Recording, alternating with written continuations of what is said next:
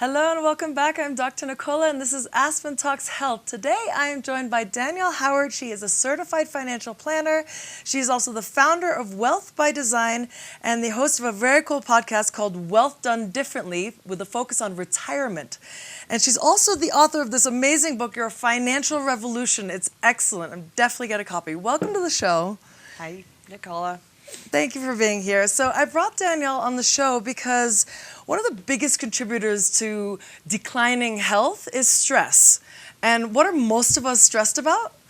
Finances. And most especially is long-term finances and having enough for retirement. So this is a valuable show for any of you out there that know someone or personally are preparing to prepare for the end of your life, for the second, and the second half, the fall season. Yes, thank you. I like that you say it that way. Yes. Fall season of your life. Yeah.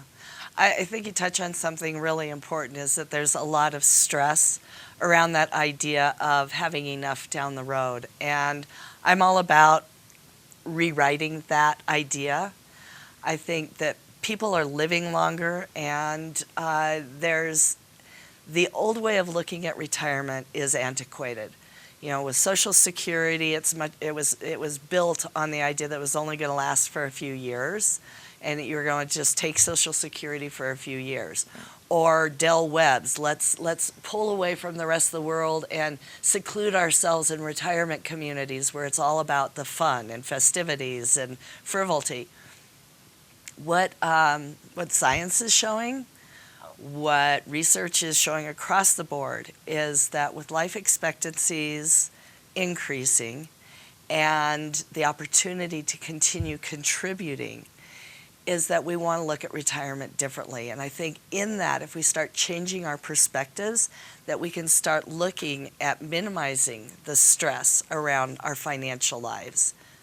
Right, it makes sense. People are working much longer, but I think people are also shifting to more of a purposeful, driven careers, so they don't want to stop at 65. Right. Why draw that line in the sand and sail off into the sunset, white linen and a cocktail in hand, when we're called to stay engaged? And what are you passionate about? What excites you? What makes you want to get up in the morning, and when you put your head on the pillow at night, feel like you have contributed? Right. And I think it's important that we take a look at our financial resources as being the wind beneath the sails that will keep us moving in that trajectory, instead of that line in the sand that we're supposed to get to. That elicits, shame and guilt and very unhealthy financial perspectives and mindsets. And I think we are in this new season, and we have a whole great big wide open door of opportunity to rewrite all of this. Yeah, I love that. So you refer to rewirement and refirement. Is that what you're speaking of now? How Yes. does that differ than retirement? Again, retirement, if you think about it in your head, or maybe think about somebody who's gone through that in the past, whether it's a parent or a grandparent, and that idea that you draw that proverbial line in the sand. You step over into it, you start taking Social Security, your pension, you get the gold watch, you start gardening. It's so much more than that. Yeah. And so how do you stay engaged? How do you stay vital? How do you bring the wisdom that you have accumulated over a lifetime and bring that and stay engaged with the world? Yeah, makes sense. That's beautiful. How do you help your clients do that?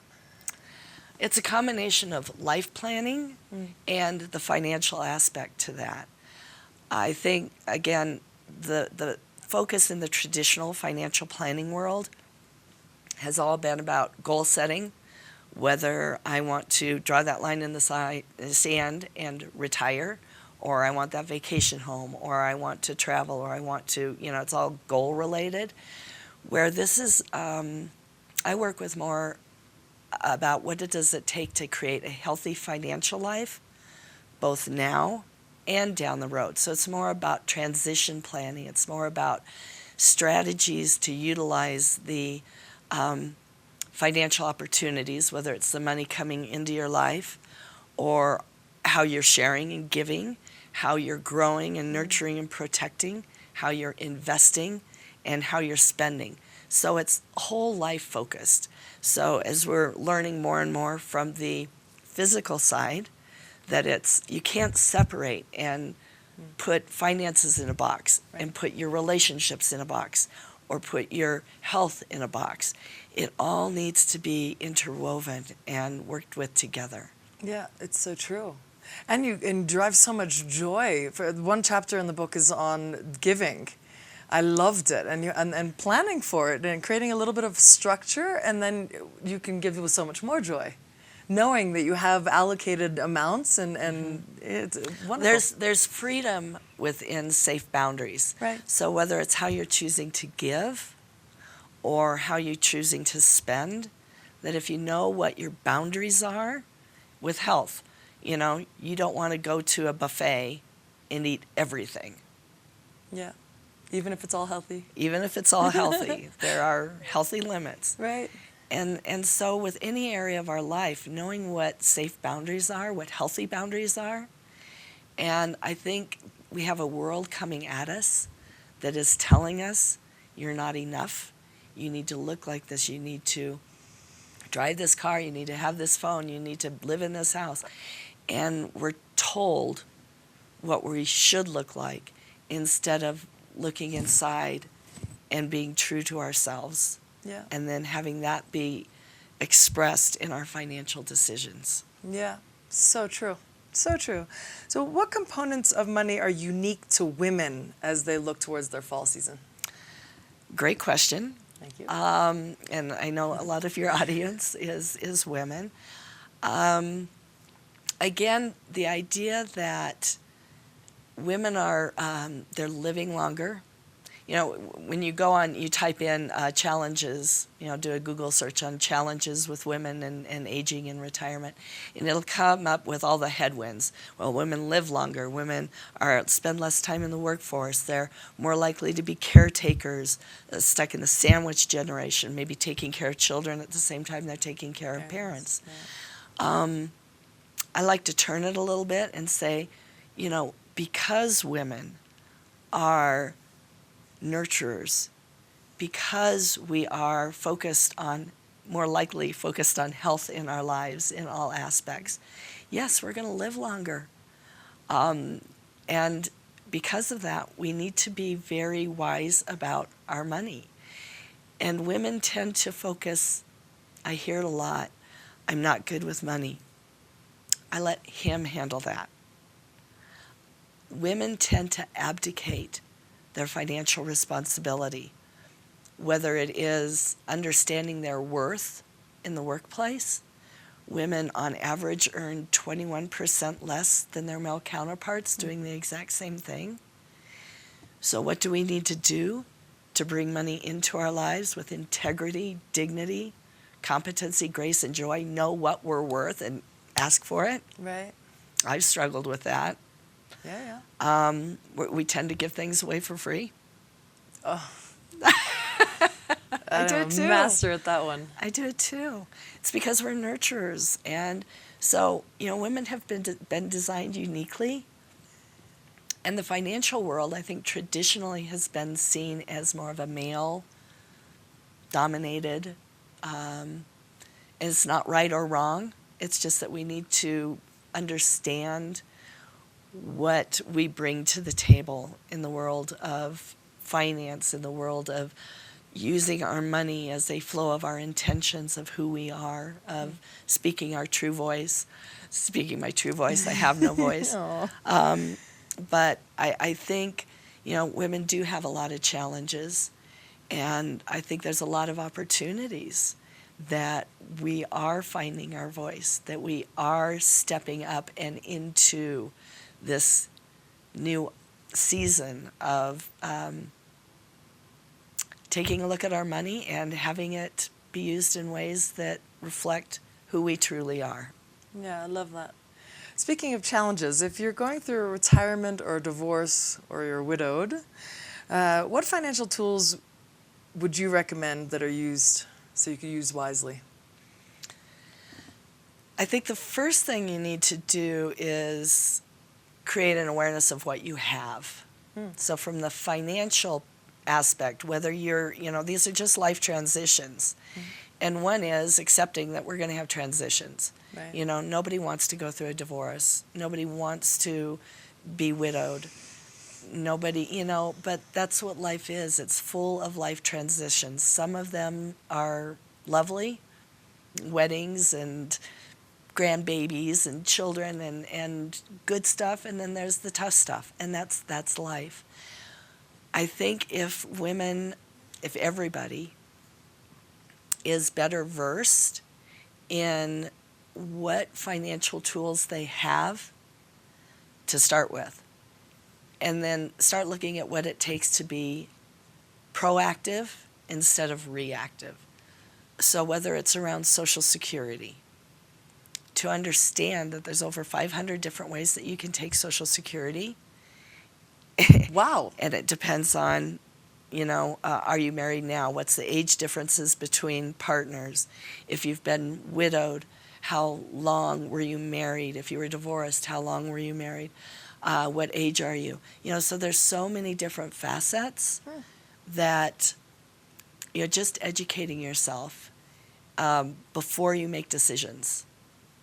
Whether it's in the case of a divorce or of widowhood or any other life transition, just connecting with what you have and knowing that you have options, and then getting wise counsel.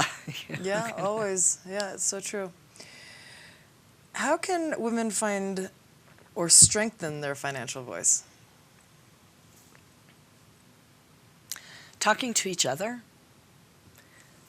Making it okay to talk about money, being a little bit vulnerable to say, I don't know as much as I would like to know, and I'm going to make a step to learn a little something. Right now April is Financial Literacy Awareness Month, as well as Social Security Awareness Month, and maybe saying, I'm going to take this month to educate myself about one aspect of a financial life, whether that is financial tools, or maybe it's about my mindsets around money. In the book, I talk about what type of financial personality do you have. There's not a right or wrong one. It's just understanding who you are, and maybe understanding who other people are that are in your life that are impacted by your financial decisions, or you're making decisions together. So I like the idea of becoming aware, awakening yourself. Yeah, you said not being okay with talking about money. I wonder where that came from, that it's faux pas to even speak about. Well, when you think about conversations in our families, we don't talk about sex, we don't talk politics, and you don't talk money. Huh. It's kind of generational curses, and different families are different. Of course. But I would say a lot of times in my working with clients that I will find that it's hard to talk to each other because we can get triggered. We all have money stories. I do women's workshops on learning about our money stories and understanding who you are and stepping into new opportunities. But knowing that sometimes our money stories are serving us and we want to build on them. If you grew up in a family that was really conversational and they talked about things and it was okay to fail and you learn from your mistakes, and maybe there's things you want to build on. Other times your money stories are not serving you. So creating safe spaces where you can talk to your friends, your family, your significant others about money is a big, big step in heading in the right direction. Yeah, can you share some money stories that don't work, or money personalities that can Two create very, challenges? very different things. I'll share one money story that had a pretty profound impact on me that I heard at one of my classes. This gal, we did a money mindset, money history, and worked through a process. And the money story that she had, her parents were both tragically killed in a car accident. And they were big savers. They saved all the time. No, we can't do this because we're saving for the future. We're saving. And then they were tragically killed. And the money story she got out of that, she never thought of it, was spend it now because you may not have tomorrow. Oof, I get goosebumps. Wow. And then the question that came out of that was, is that serving you? Is that message serving you? She goes, no. I have credit card debt. I live in the moment. I get what I want when I want it. I've saved nothing for the future. I had no idea where that came from. Wow. And it just brought it into the light, and she could see it as a lie, that it was not serving her. And then you could say, okay, what would be a baby step? What's the new story you need to write?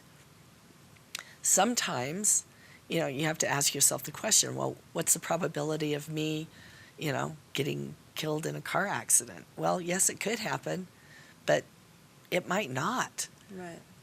And so, what baby steps can you now start taking to maybe give you more of a future and build some savings and minimize your debt? So she was able to then start taking some little bit baby steps to head in a different direction to change her story.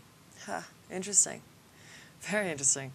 Then the personality types, would you mind sharing a few of those? There's all sorts of different, we've all done, whether it's personality testings, the DISC scorings, or Myers-Briggs, there's all sorts of different ones out there.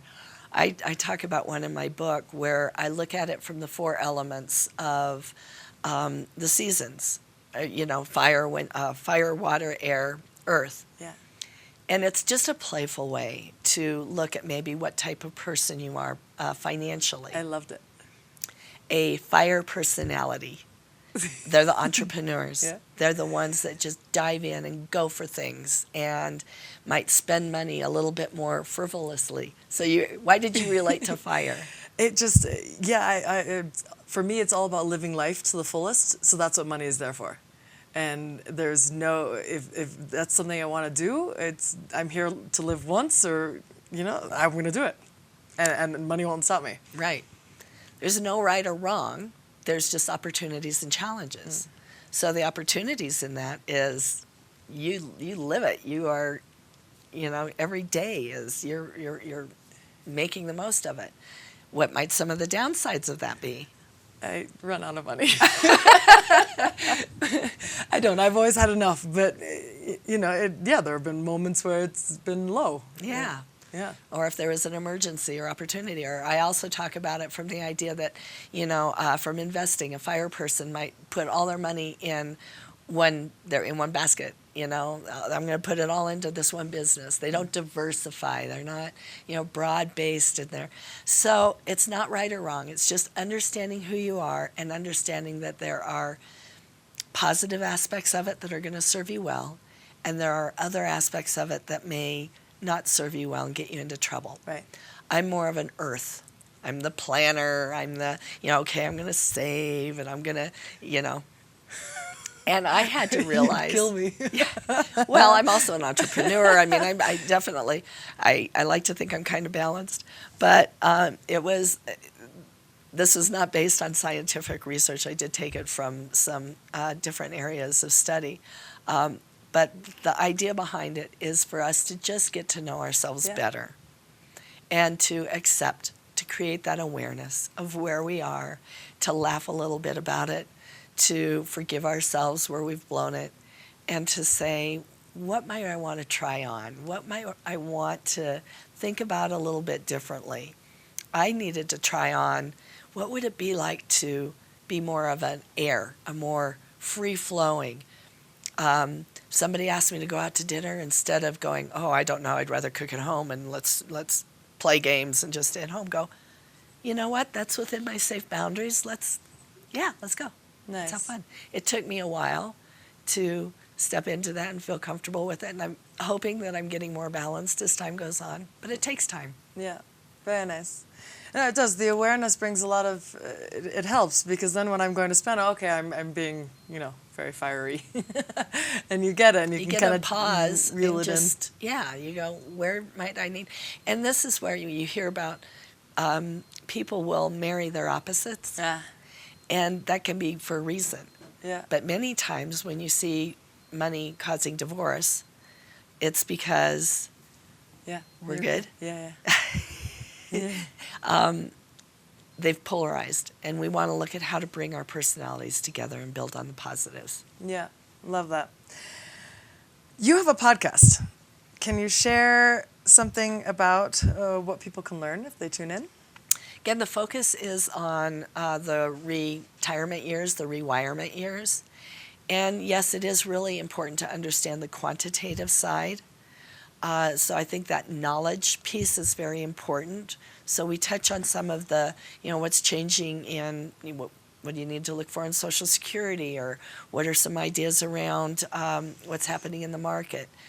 But it's more focused on wisdom. It's more focused on how can we bring Wall Street down to Main Street, apply it to our own lives, and especially as you move into this new season of life, do it with intention, with purpose, with kind of a new perspective on what it might look like.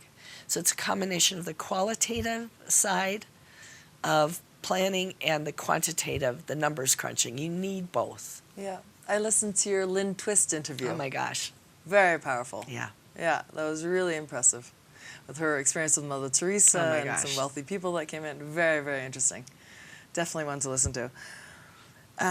What is one thing that my viewers could do today that would impact them the most around creating true wealth in their lives? I think you have to define what true wealth is. And create, again, that awareness. Because true wealth is not what everybody else says it is. And you need to figure out what it means for yourself. And there are financial pieces to that which need to be connected. But I think that creating that awareness, what is success, what is true wealth, how does that express what's truly important to you? Yeah, it's true. There's so many components. How are you contributing? Are you serving your purpose? Are you loved? Are you loving? So many facets.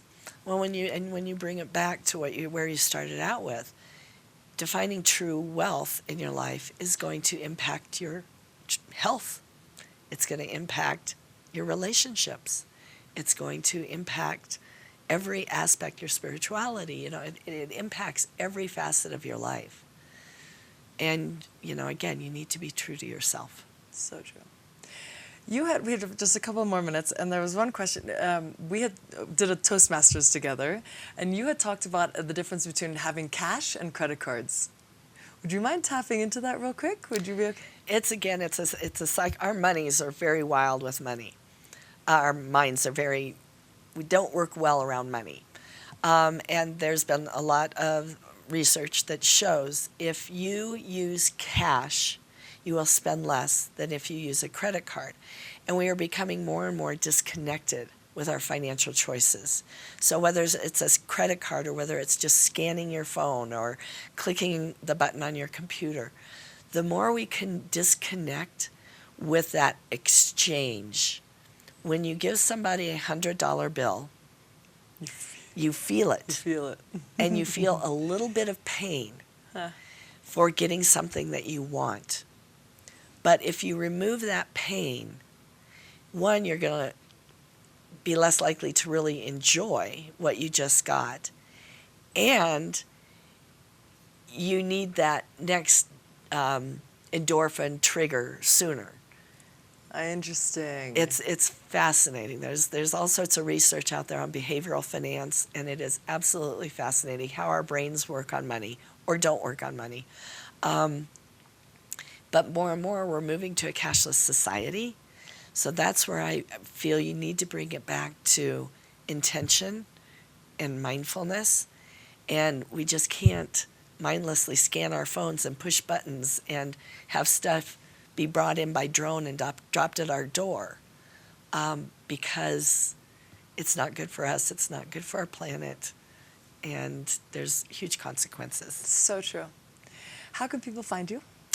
You can reach me at www.wealthbydesignforyou.com, number 4, letter U.com, Okay. or Danielle Howard, number 4, letter U.com, or 927-3909. Nice. Are there any final thoughts you'd like to share? I so appreciate the time today. Appreciate you having me. I know you're doing some awesome work with a variety of aspects that you've got going on. Thank you. And I, really appreciate our time together. Thank you so much. Thank I'm you. grateful for all your wisdom that you just shared. It's really helpful. It'll bring a lot of people peace. Good. It's awesome. Good. All right, you guys, as always, thank you for tuning in, and check out Aspen Talks Health for more information. I'll put up Danielle's information and a way to get a hold of this book as well. It's fantastic. I highly recommend it. And that's it. Thank you, guys.